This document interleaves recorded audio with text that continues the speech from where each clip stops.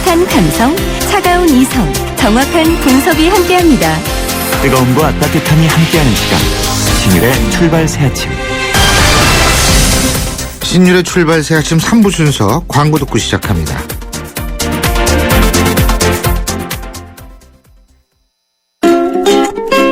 당신을 지키기 위해 꼼꼼히 봄. 당장 필요한 건 무엇인지, 혹시나 위험하진 않을지, 주변까지 꼼꼼히 봄. 그랬더니 봄봄봄봄 봄이 왔어요. 당신의 봄 삼성화재.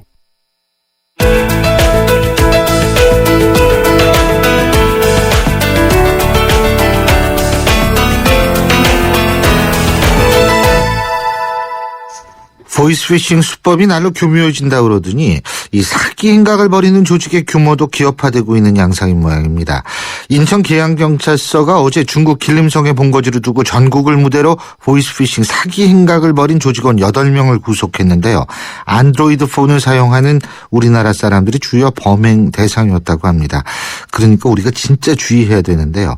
김승주 고려대학교 정보보호대학원 교수 연결해서 보이스피싱과 스미싱과 같은 신종 모바일 금융사기 수법과 그 대처법에 대해서 얘기 들어보겠습니다. 교수님 안녕하십니까? 네, 안녕하십니까? 예. 이게 그러니까 우리나라가 주요 범행 대상지가 되는 모양인데 말이에요. 그죠? 네네. 모바일 금융사기 범죄주의 검거했는데 안드로이드 폰 사용자가 주 타깃이 됐다. 특별한 안드로이드 폰 사용자가 타깃이 되는 이유가 있습니까? 그리고 우리나라가 또 특별하게 타깃이 되는 이유가 있을까요? 일단은 안드로이드 폰 같은 경우는 예. 좀 이렇게 개방성을 목표로 합니다. 그래서 이제 우리가 보통 앱스토어라고 하는데 누구든지 어떤 프로그램을 만들어 올릴 수 있고요. 또 굉장히 많은 프로그램들이 어떤 오픈소스 형태를 띠고 있고요. 네. 그러다 보니까 다른 휴대폰에 비해서는 안드로이드 폰이 보안에 조금 더 취약한 건 사실이고요. 예. 또 우리나라가 주요 범죄 대상지가 되는 이유는 이번에 어떤 그 잡힌 조직도 그렇고 이 조직들이 보통 통역사, 카우보이, 그다음에 악성 코드 제작자, 보통 이런 세 가지 구조로 이루어져 있습니다. 네. 이 통역사란 사람들은 뭘 하냐면 우리가 뭐 스미싱 문자라든가 이런 보이스피싱을 할 때 한국말이 어눌하면 안 되지 않습니까? 그렇죠. 그러니까 한국말을 잘하는 사람들이 필요하거든요. 이런 사람들이 이제 통역사 역할을 맡게 되고요. 아하. 또 이제 카우보이라고 하는 것은 대포 통장을 개설해서 그 대포 통장으로 들어오는 돈을 인출해서 중국으로 송금하는 이런 사람들을 이제 카우보이라고 보통 얘기합니다. 예. 이 사람들은 이제 대포 통장을 개설하고 돈을 찾고 해야 되기 때문에 한국에 거주를 해야 되거든요. 또 악성 코드를 제작하는 사람이 필요한데 이 어떤 프로그램들을 보면 한국에서 주로 사용되는 프로그램들이 있습니다. 예. 예를 들면 뭐 V3나 알약 이런 것 같이 어떤 보안 프로그램도 그렇고요. 뭐 아래 한글 같이 문서 제작 프로그램도 그렇고 네. 이런 한국에서 주로 사용되는 프로그램들을 이제 주로 구입을 해서 그것을 분석해서 그거에 맞춤형 어떤 악성 코드를 제작을 해야 되거든요. 그러다 보니까 이제 한국과 지리적으로 가까이에 있는 중국에서 주로 이제 이런 조직들이 많이 어떤 발견이 되고요. 또 네. 한국을 집중적으로 공격 대상으로 노리기도 합니다. 아, 근데 일단은 앱스토어 같은 경우가 좀 오픈되어 있다라는 말씀하셨는데 네네.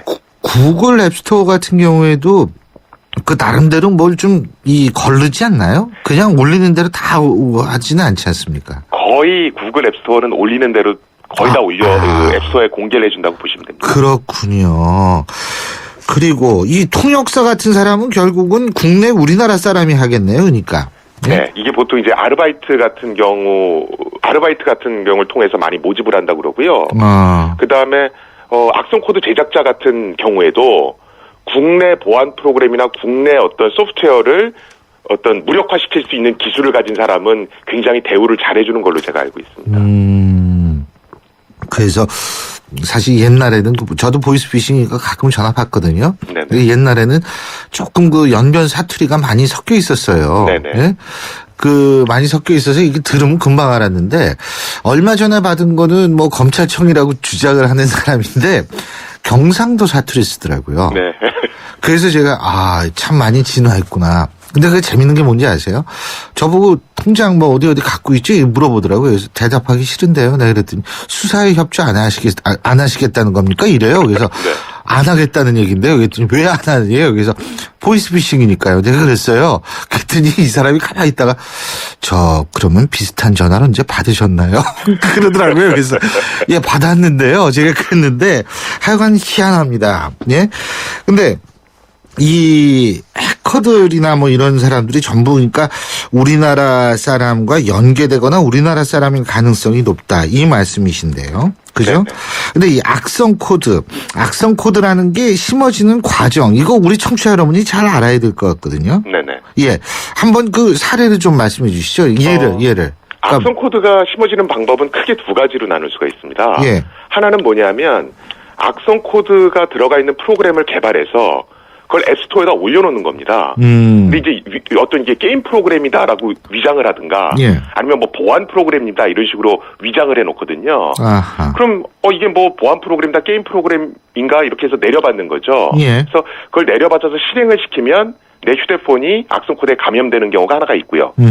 또 하나 많이 이용되는 게 이제 스미싱 기법입니다. 예. 이게 이제 SMS 문자 메시지를 보내는데 그 문자 메시지에는 이제 인터넷 주소, URL 주소가 그렇죠. 포함되어 있습니다. 예. 그래서 이걸 클릭하면 어떤 프로그램이 내 휴대폰에 설치가 되게 되고요. 그러면 이제 악성 코드에 감염이 되게 되는 겁니다. 그렇죠. 예를 들면 뭐 택배 운송 중 확인 그리고 URL이 쫙 그 인터넷 주소가 딱 나와 있다든지, 맞습니다. 그죠? 네네. 그런 식으로 돼서 그걸 누르면 이제 그렇게 된다는 건데. 네네. 그러면 폰의 정보가 그대로 범죄 조직에 노출이 되는 거죠. 그걸 누르는 순간. 일단 악성 코드가 설치가 되면 예. 휴대폰 안에 들어가 있는 모든 데이터는 전부 다 해커가 가져갈 수가 있습니다. 예. 여기서 모든 데이터라고 하는 것은 전화번호부, 또 저장해놓은 사진, 예. 그리고 문자 메시지, 예. 그리고 공인인증서까지도 전부 다 탈취가 가능하고요. 아하. 데이터만 가져가는 것이 아니라 일단 악성 코드가 설치되면 원격에서 그 휴대폰을 마음대로 조작할 수가 있습니다. 하다못해 내가 GPS를 꺼놔도 예. 원격에서 이 GPS를 켜서 위치 추적을 하는 것도 가능하고요. 아. 또 모든 통화 내용을 도청하는 것도 가능합니다. 예. 그렇게 되는 거죠.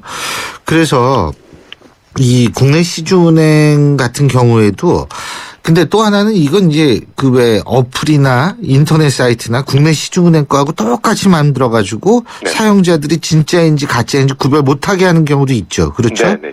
예. 근데 이거를 사실 뭐 우리나라 이 정부 당국에서 좀 걸러줘야 되는 거 아니에요? 이게 걸러기 힘든가요? 그러니까 결론부터 얘기하면 사실은 공공단체 또는 정부기관에서 그런 것들에 대한 어떤 가이드를 주는 게 바람직하긴 합니다. 실제로 외국 같은 경우에는 앱 게놈 프로젝트라고 그래서 네. 이제 앱스토어에 올라가 있는 어떤 프로그램들을 쭉 전수조사를 한 다음에 네. 요거는 조금 이상한 의심스럽다. 걸로 의심된다라고 하는 것들을 이렇게 리포팅을 해주는 것들이 있거든요. 네. 그래서 우리 정부도 사실 그런 것들을 좀 해주면 좋은데 문제는 앱스토어에 올라가는 프로그램의 종류가 워낙 많다 보니까 인력이 필요하다는 문제가 있습니다. 그래서 그런 부분에 있어서는 조금 예산이라든가 이런 지원이 필요해 보입니다. 그렇군요. 자, 그렇다면 우리가 지금 안드로이드 폰만 운영체가 안드로이드 폰인 경우에만 집중적으로 당하는데 안드로이드 폰이 아닌 예를 들면 아이폰 같은 경우에는 그럼 괜찮은 거예요? 아이폰에서 그 운영되는 동작하는 악성 코드들도 분명히 있습니다. 있겠죠. 분명히 있는데 네. 사실은 냉정하게 봤을 때는 안드로이드 폰이 아이폰에 비해서는 여러 가지 어떤 해킹 위험에 노출되어 있는 건 사실입니다. 그 이유가 뭐죠? 일단은 아까도 말씀드렸듯이 기본적인 구조 자체가 아이폰은 조금 폐쇄적이고요. 예. 안드로이드 폰은 좀 개방성을 띠고 있고요. 또 앱스토어에 누구든지 프로그램을 올릴 수 있다는 게 가장 큰 문제라고 보겠습니다. 아이폰 애플 쪽은 그렇지가 않은 모양이죠. 그러니까 아이폰 같은 경우는 앱스토어에? 프로그램을 올리면 네. 애플에서 기본 점검을 합니다. 그렇군요. 안드로이드 폰도 그럼 그렇게 해야 되는 거 아닌가 이런 생각이 좀 드는데. 그게 초창기에 예. 안드로이드 폰이 아이폰보다 늦게 만들어지지 않았습니까? 예. 그러다 보니까 앱스토어에 올라가 있는 프로그램 개수가 부족했거든요. 그러니까 이런 것들이 이제 장려하는 어떤 그런 정책과도 맞물려 있다고 보겠습니다. 그러니까 그 앱스토어의 어떤 숫자를 늘리기 위해서라도 그런 게 좀 덜 걸렀다 이런 말씀이신데 네네. 그런데 우리가 이 가짜 앱을 그러면은 좀 이 애플리케이션을 구별할 수 있는 방법은 없습니까? 예? 솔직하게 예. 요새는 이런 것들이 너무 정교해졌기 때문에 예. 일반 사용자가 구별해내기는 쉽진 않습니다. 아하. 그런데 그렇다 하더라도 예. 일단은 프로그램을 내려받으실 때 거기 개발자 이름이 써져 있거든요. 예. 그래서 개발자가 누구인지 일단은 확인을 하셔야 되고요. 예. 프로그램 설치할 때 이 프로그램은 어디의 데이터를 사용하려고 맞습니다. 그러는데 예. 괜찮습니까? 물어보지 않습니까?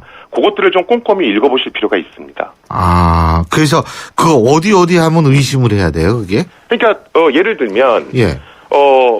뭐 사진을 찍는 프로그램이다. 그럼 뭐 사진 찍는 프로그램은 뭐 카메라 뭐 이런 데만 접근할 수 있으면 되지 않습니까? 그렇죠. 근데 사진 찍는 프로그램이 무슨 전화번호부에 접속한다든가 뭐 이런 어떤 문자가 그런 어떤 내용이 표시되면 아 이거 좀 이상한데 이렇게 의심을 해야 된다는 얘기입니다. 그리고 만일 깔았는데 이것이 진짜 이상한 건지 안 이상한 앱인지 그거를 확인할 방법은 없습니까? 깔고 나서. 일단은 깔았는데 개인이 그걸 어떤 발견하기는 힘들고요. 어떤 인터넷을 보다 보니까 이런 거 조심하라는 어떤 내용이 기사가 나오면 예. 즉각적으로 앱을 일단 삭제하셔야 되고요. 그 다음에 제일 좋은 건 한국인터넷진흥원이라는 곳이 있습니다. 예. 거기에 일단 문의하시는 게 가장 좋은 방법입니다. 아, 잘 알겠습니다. 참. 예, 오늘 말씀 여기까지 듣죠. 고맙습니다. 네, 감사합니다. 지금까지 고려대학교 정보보호대학원 김승주 교수였습니다.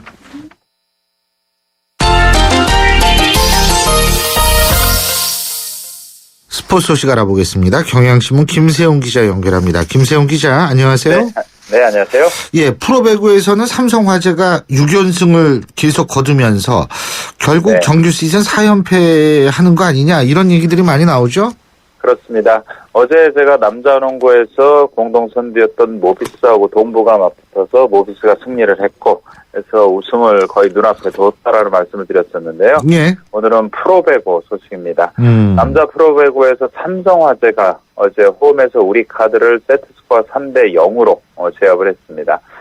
삼성화재가 최근 6연승 그리고 6연승하는 중에 5경기를 세트스코어 3대 0 완승을 거두고 있습니다. 그래서 지금 삼성화재가 25승 6패, 승점 74점으로요. 예. 2위가 OK저축은행인데 2위하고 승점 차가 2점이나 차이가 났습니다.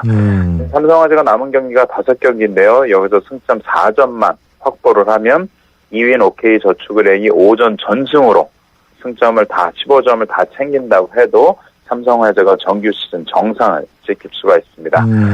프로배구 승점은 축구에서 승점은 이기면 이긴 팀이 1점, 이기면 이긴 팀이 3점, 그리고 축구에서는 비기면 팀들이 1점씩 나눠 갖게 되죠. 예. 그리고 패한 팀은 점수가 없는데 프로배구는 세트스코어 3대 0 내진 3대 1로 승리한 팀은 3점을 얻고 패배한 팀이 0점입니다. 세트스코어가 3대 2로 끝날 경우는요. 이긴 팀은 승점 2점을 얻게 되고 패한 팀도 승점 1점을 가져가는 그런 구조입니다. 예. 그러니까 뭐 삼성화재가 설사 진다고 해도 승점이 0이 아니라 3대 2로 져도 승점 1이 계속 주어지니까요.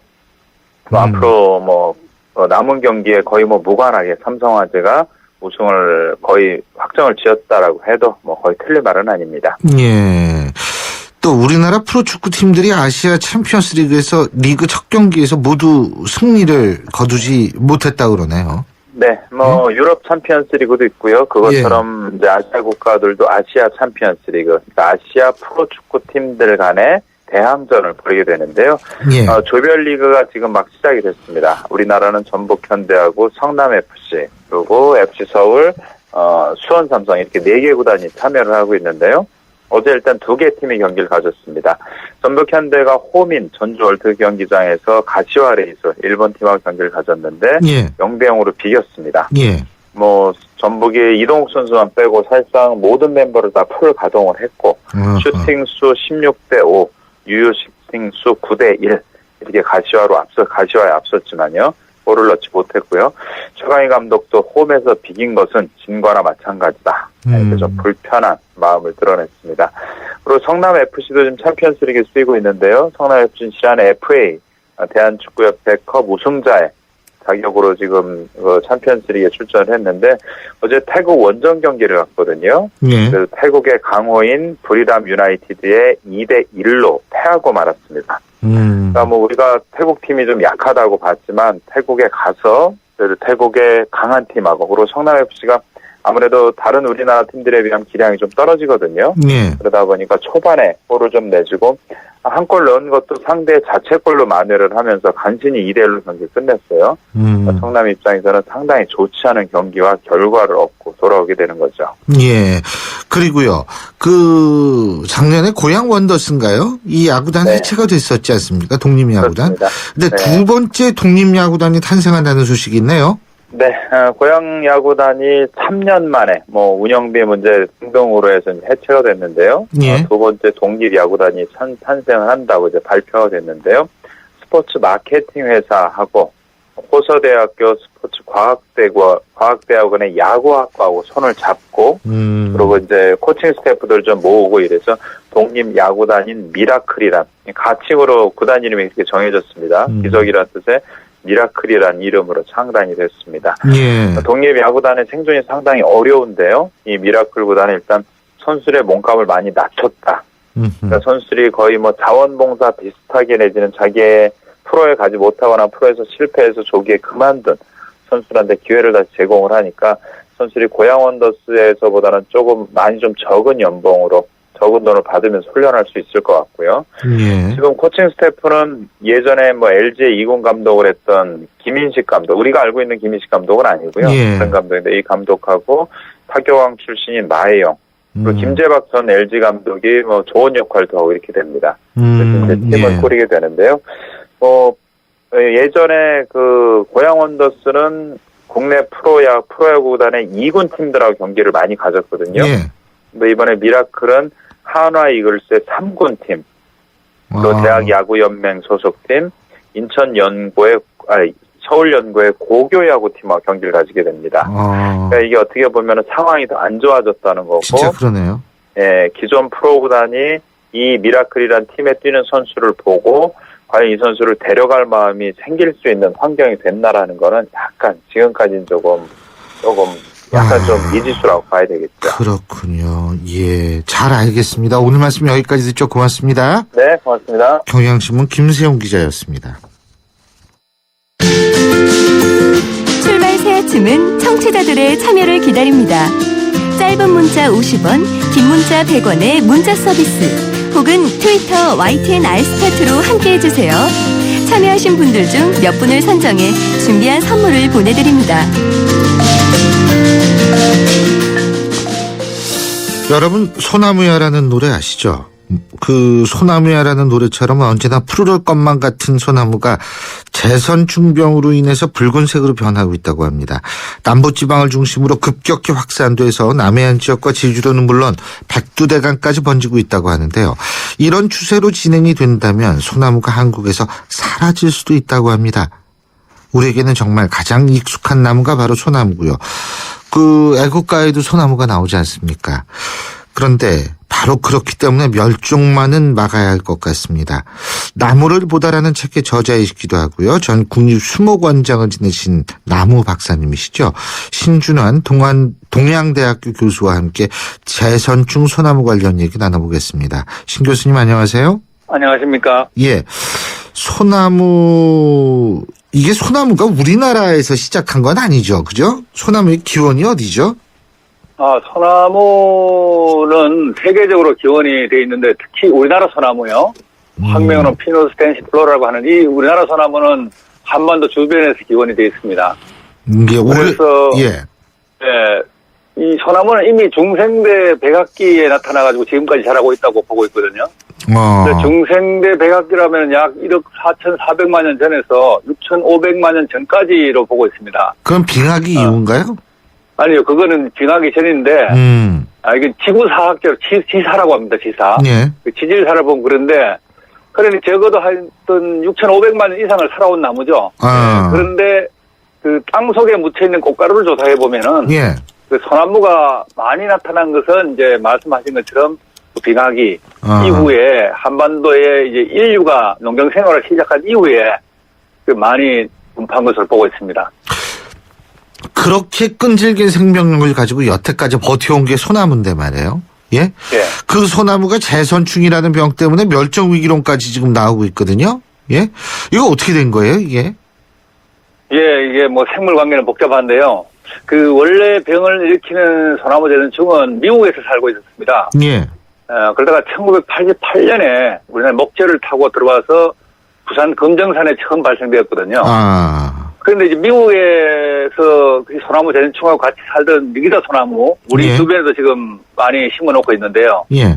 그 리기다 소나무는 서로 적응을 해가지고 심한 피해를 받지 않습니다. 근데 우리나라 소나무는 소나무 재선충을 경험해본 적이 없기 때문에 피해를 심하게 받죠. 특히 이제 소나무 재선충에 감염되면은 거의 100% 죽기 때문에 피해가 심합니다.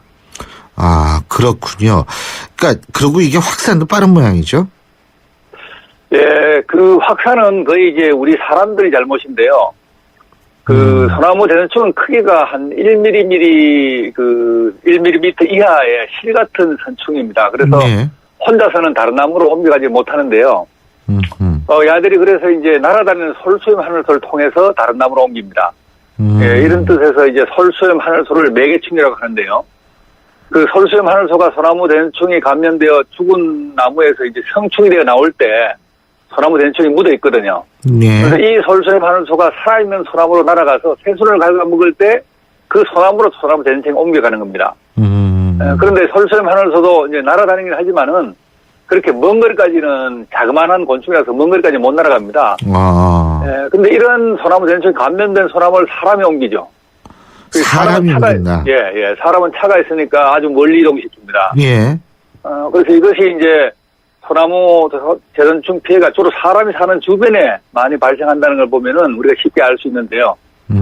사람이 조심해서 그 매뉴얼들을 지켜가지고 소나무를 함부로 이동시키지 않는다면은 그렇게 멀리 빨리 확산되지는 못할 거라고 보고 있습니다. 그 매뉴얼은 그럼 어떤 매뉴얼이에요? 그것은 이미 벌써 오랫동안 산림청하고 그 국립산림과학원에서 그 연구를 하고 이제까지 방제해본 방법들 집대성한 책들이 쭉 있습니다. 예. 네. 그러니까 뭐 예를 들면 간단한 수직 우리 청취자 여러분한테 말씀을 드리자면 어떤 게 있습니까? 소나무를 만지지 않는다? 소나무를 함부로 이동시키지, 특히 감염된 소나무 재선충이 이제 번졌다는 시군이나 이런 데 있지 않습니까? 예. 그래서 함부로 이동시키지 않는 것이 중요하고요. 예. 그 다음에 그게 소나무 방제 방법도 매뉴얼이 잘 나오는데, 쉽게 말씀드리면은 감염된 소나무를 벌채해가지고 훈중 소독을 하거나 약재로요. 예. 아니면은 또 소각이라고 해서 불에 태워버리거나. 예. 파쇄라고 해서 소나무를 잘게 부수는 방법이 있습니다. 예. 네, 이렇게 하는 이유는 소나무 재선충이 감염된 그 나무 안에 있던 솔수염 하늘소 애벌레가 예. 작거든요. 근데 그걸 다 제거해야 되기 때문에 그런데 예. 이 직경 2cm 이상 되는 가지는 모두 없애야 됩니다. 그래서 사실 산에서 이 작업하는 게 쉽진 않습니다. 그렇지만은 그래도 매뉴얼 따라 철저하게 해야 소나무 재선충의 그러니까 그 만연을 막을 수가 있는 거죠. 일단 말씀하시는 거 보면 재선충에 감염이 된 소나무는 어떻게 고칠 수가 없는 모양이죠. 회복이 안 되는 모양이죠. 예, 다 죽는다고 죽을 보고 수밖에 없다. 예, 아주 치명적입니다. 그러니까 결국은 이 방제를 잘해야 된다 이런 얘기군요. 예, 그렇습니다. 예. 그렇군요. 근데 어쨌든 그러면은 이 사람이 조심하면은 우리 소나무 일본은 실패했다며요. 일본은 실패라고 보기보다는 이제 이미 국가 차원에서는 이제 소나무 재선충에 대한 연구만 하고 예. 그 방제는 지방자치단체에서 알아서 합니다. 그러니까 하는 곳은 하고 하지 않는 곳은 안 하는 것이죠. 그 일본에 갔을 때 그 일본의 할머니가 울면서 자기 동네 소나무가 사라져 슬프다고 한국에서 꼭 소나무를 지키기를 바란다고 그랬어요. 예. 그래서 우리나라는 아직 국가 차원에서 방제를 독려하고 있기 때문에 일본보다는 희망이 많다고 볼 수 있습니다. 그렇군요. 그럼에도 불구하고 3년 안에 소나무가 멸종할 수도 있다. 이런 예측이 나오는데 이건 어떤 얘기죠? 그거는 이제 좀 성급한 예측인 것 같고요. 예. 소나무 생태나 그 소나무 재선충, 솔섬 하늘소의 생태를 감안했을 때 사람들이 일부러 전파시키지 않는 한 단면 안에 멸종하기는 어렵다고 봅니다. 그런 예측은 잘못하면 사람을 불안하게 할 수 있고 글쎄요. 사회가 불안해지면 오히려 철저한 방제가 어렵게 될 수도 있거든요. 예.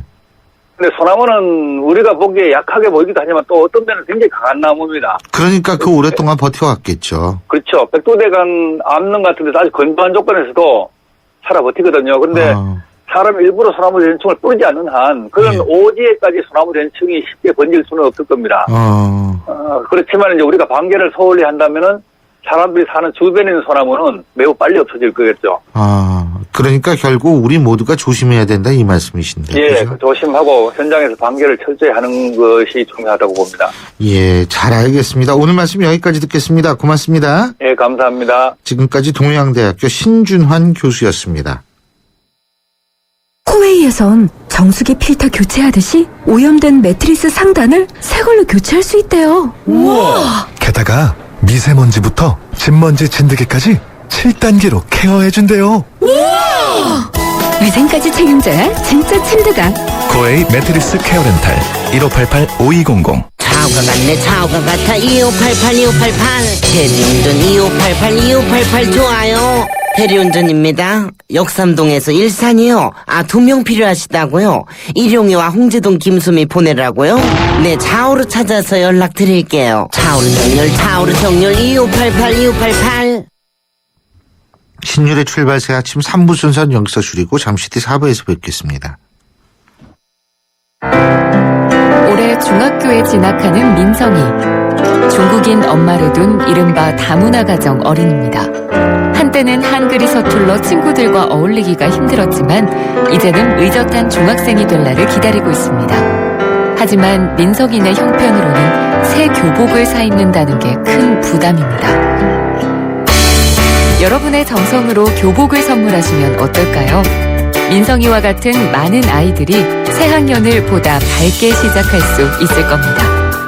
2015 YTN 라디오 연중 캠페인 함께 들어요 대한민국 기아대책과 함께합니다.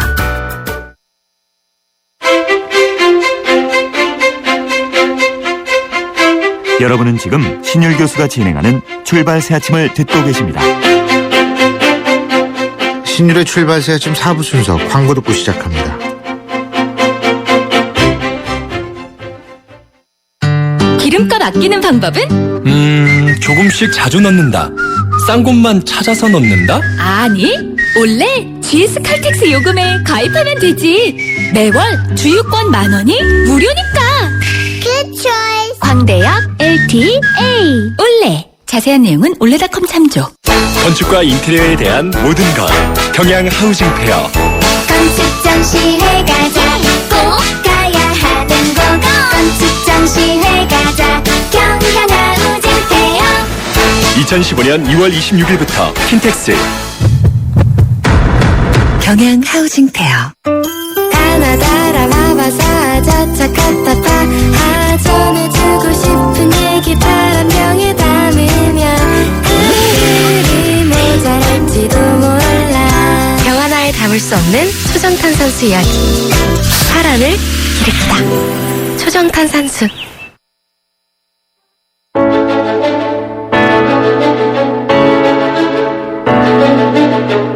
국제 뉴스 속에서 한국을 봅니다. 국제시장. 국제적인 문제를 새로운 시각으로 보는 그런 장, 국제시장 순서인데요. 그 유럽과 아시아가 만나는 지정학적 요지에 우리나라의, 그러니까 남한의 6배 크기의 면적을 가진 나라. 풍부한 지하자원과 한때는 세계 5위의 군사력을 자랑하던 나라, 바로 우크라이나입니다. 역사적으로 수많은 민족들이 이동, 교역, 충돌, 통합을 반복하던 이곳 우크라이나가요. 이 소련 해체 이후에 새로운 미래를 향한 다꿈을 품은 지 20여 년 만에 끝없는 몰락의 길로 들어서고 있다고 합니다. 도대체 여기에 무슨 일이 일어난 걸까요? 지난 22일은 우크라이나 사태가 1주년을 맞은 날인데요. 오늘은 우크라이나 사태의 핵심을 짚어보고 이 사태가 우리에게 주는 메시지 과연 어떤 건지 생각해 보겠습니다. 오늘도 국제문제 전문지죠. 르몽드 디플로마티크의 임상훈 편집위원 나와 계십니다. 어서 오십시오. 네, 안녕하십니까? 이게 좀 괜찮게 살다가 이렇게 망하는 나라들이 많아요. 네. 예를 들면 버마, 미얀마죠, 지금은. 네. 1950년대는 그래도 좀 살다가 지금은 뭐 세계 최빈국 중에 하나로 떨어졌고 캄보디아도 1970년대는 그래도 좀 나가다가 지금은 또 굉장히 힘들게 살고 있고. 그렇죠. 남미에도 그런 국가들이 그렇죠. 많이 있고. 아르헨티나도 마찬가지고요. 네. 예. 그래서 이런 거 이렇게 보면 야, 이게 남의 문제가 아니다. 이런 생각이 드는데 우선 1년 전에 도대체 우크라이나에서는 어떤 일이 있었습니까?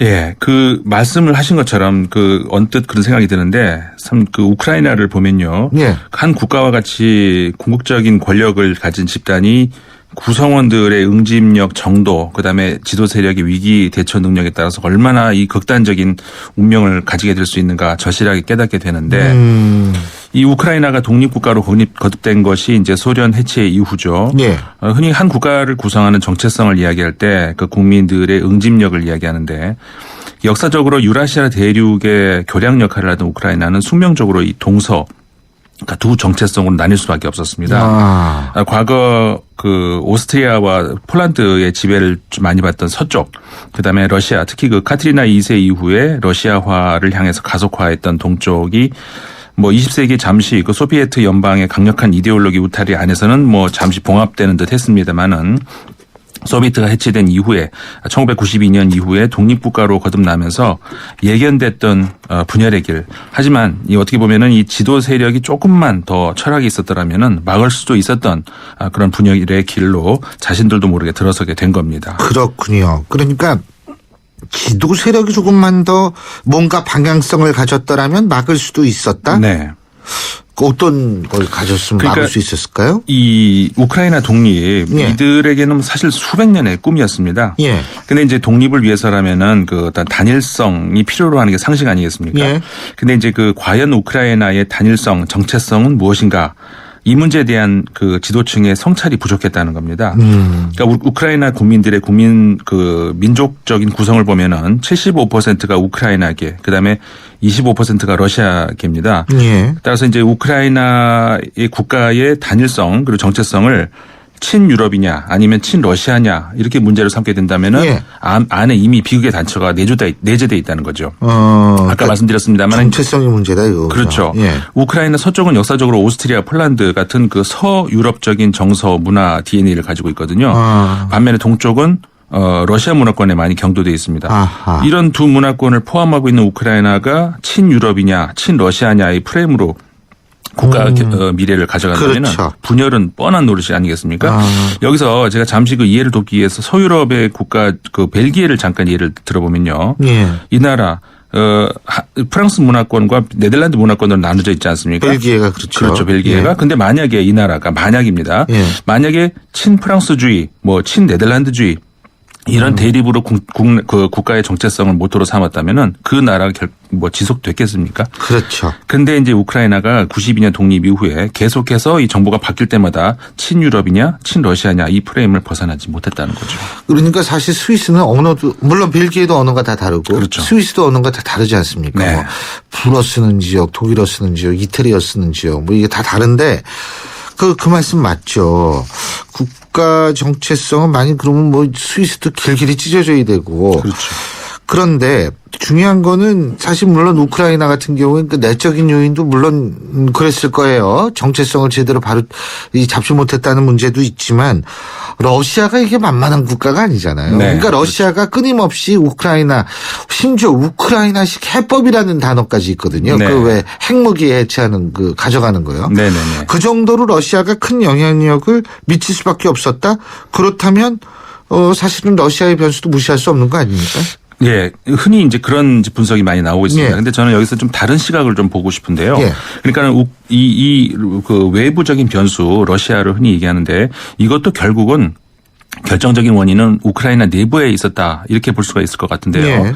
그 러시아가 이 지역을 집착하는 이유, 그 진행 과정을 보면 좀 더 분명해질 것 같은데 구체적인 예를 제가 두 가지만 들어보겠습니다. 예. 첫 번째로 이제 크림반도와 흑해 문제인데. 우크라이나 남부에 크림반도가 있는 흑해, 러시아 입장에서 군사적으로 아주 중요한 곳이죠. 러시아가 접하고 있는 바다 중에서 아마 그 겨울에 얼지 않은 거의 유일한 바다가 아닌가 싶은데, 그리고 유럽으로 향하는 이제 백길이 되는 거죠. 군사적으로 아주 중요한 데인데, 이 흑해 함대의 사령부가 있는 곳이 바로 크림반도입니다.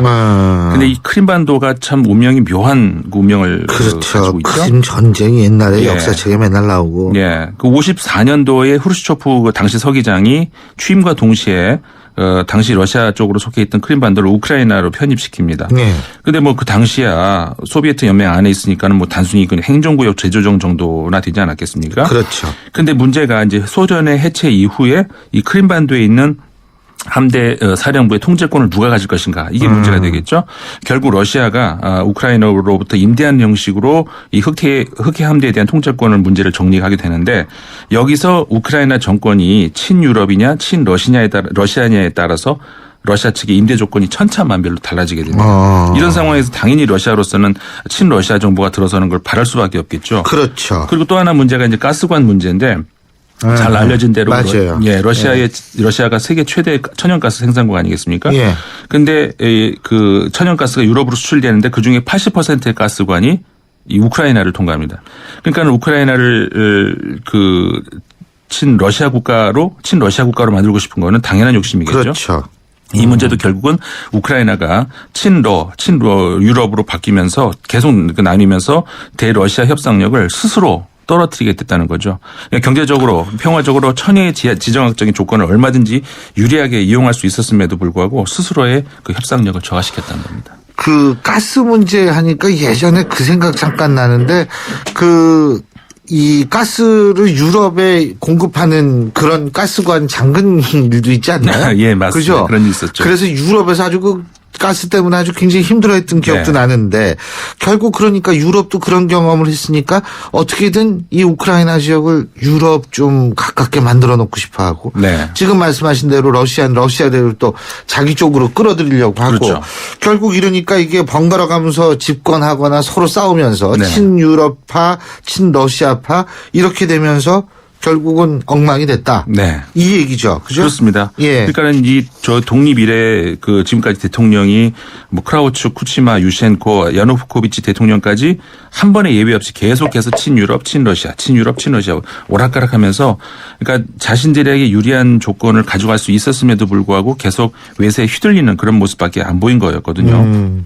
그러니까는 지친 국민들은 나중에는 이제 그 친유럽 세력, 친러시아 세력이 양분돼 가지고 봉기하기까지 이르게 된 거죠. 그래서 이제 그 친러시아계의 야누코비치 대통령을 몰아낸 것이 정확하게 1년 전의 일입니다. 그래서 이제 1년이 된 건데 그 와중에 야누코비치 대통령 그때 어떻게 됐습니까? 러시아로 망명을 또 해버리거든요. 결국 끝까지 우크라이나 이런 말이 있죠. 우크라이나는 우크라이나 정치가는 없고 친유럽 정치가 친러시아 정치가밖에 없다. 이런 비아냥을 들을 수밖에 없었던 건데 결국 국가의 운명을 외세로 떠넘기고 피비린내 나는 일련의 내전의 서막을 알리게 된 거죠. 그렇군요. 근데 어쨌든 지금 야누코비치 전 대통령이 러시아로 망명했고 그 친유럽 진영에서는 또 시민혁명으로 간주하는 그런 분위기가 있는 것 같아요. 그러니까 이 야누코비치 대통령을 끌어내렸다. 이건 시민혁명이다. 근데 이거는 구태타다 또 러시아는 이러고 그렇죠. 있고. 그러니까 이게 같은 사안을 봐도 이렇게 극명하게 시각이 엇갈리는 거는 확실히 우크라이나의 정체성에 문제가 있다라는 얘기는 확실하네요. 네, 그렇죠. 근데 유럽이 사실 반박뿐만 아니라 제대로 뭔가 행동을 잘 못해주는 것 같아요. 왜 그래요? 사실 그 유럽의 패착 이해하려면은 2차 대전 이후 유럽의 정세를 좀 이해를 할 필요가 있는데요. 2차 대전 독일이 패망을 할 때 얄타 회담이 열리죠. 그래서 독일을 반으로 나눠서 그 동쪽을 러시아가 세력권에 넣게 되고 그렇게 되면서 이제 그 스위스하고 오스트리아 그러니까 두 중립국을 제외하면은 경도상으로 동독보다 동쪽에 있는 유럽에 대해서는 러시아가 세력권을 넣게 되죠. 그렇죠. 하지만 그 1989년이었죠. 그 베를린 장벽이 뭐 순식간에 무너지지 않았습니까?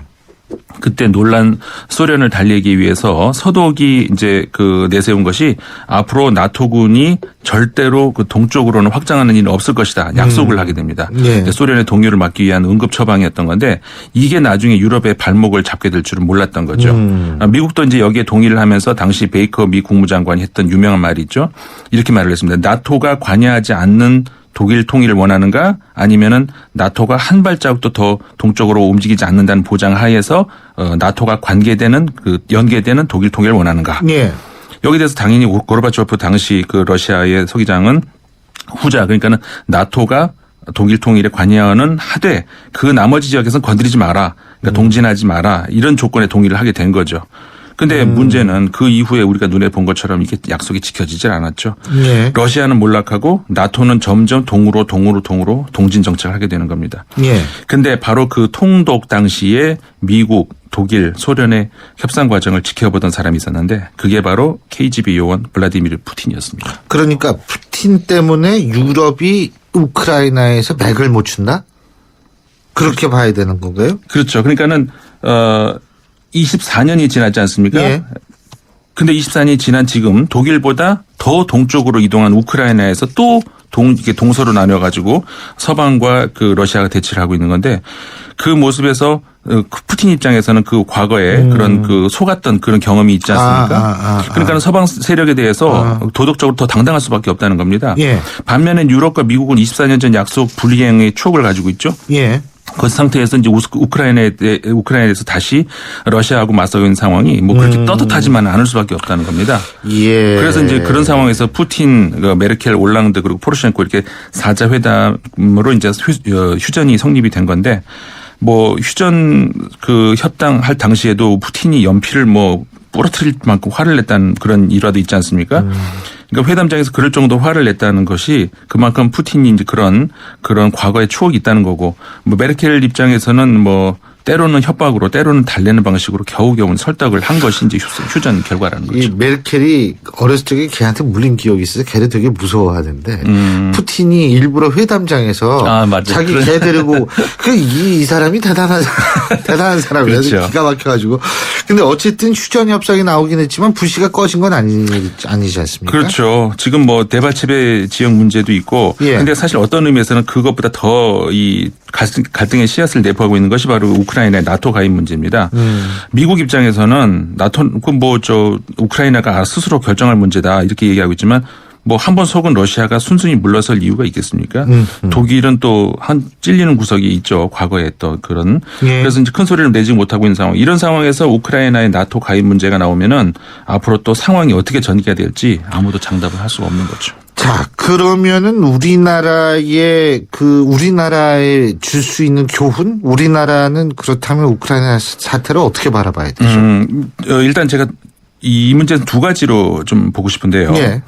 사실 우크라이나의 불행이 우리에게까지 직접 불똥이 튄 것이 하나 있긴 있습니다. 우크라이나가 1994년도에 부다페스트 양해각서라는 걸 체결했거든요. 예. 이게 뭐냐면은 구소련에서 독립을 할 당시에 우크라이나는 핵무기를 보유하고 있는 국가 아니었습니까? 예. 세계 5대 군사 강국이었는데 근데 우크라이나가 핵무기를 포기하는 조건으로 미국, 영국, 프랑스, 뭐 러시아로부터 주권과 영토에 대한 보증을 받게 된 거죠. 근데 그게 부다페스트 양해각서인데 그렇게 해서 이제 우크라이나는 그 국가 정체성을 위해서 모든 그 핵무기를 포기하게 이르렀는데 이거 역시 우리가 이제 그 뒤 결과 보지 않았습니까? 약속을 지키지 않았습니다.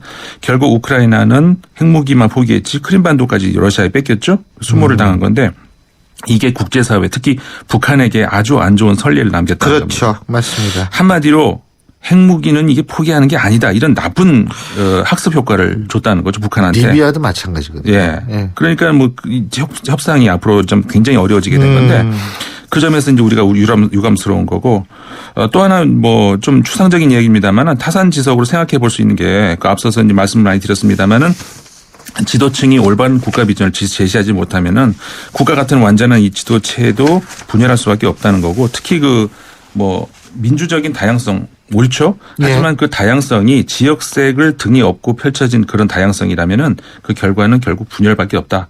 이런 걸 우크라이나가 보여주는 것 아닌가 이렇게 볼 수 있을 것 같습니다. 예, 잘 알겠습니다. 오늘 말씀 여기까지 듣죠. 고맙습니다. 네, 감사합니다. 예, 지금까지 국제문제 전문시죠. 르몽드 디플로마티크의 임상훈 편집위원이었습니다. 모두의 마블의 요새 선멸전이 새로 나왔대. 요새 선멸전? 내 요새는 방어하면서 적군의 요새를 파괴하는 거야. 재밌겠는데? 지금 다들 난리야. 요새 총 공격! 모두가 즐기는 스마트폰 게임 모두의 마블 요새 선멸전 업데이트.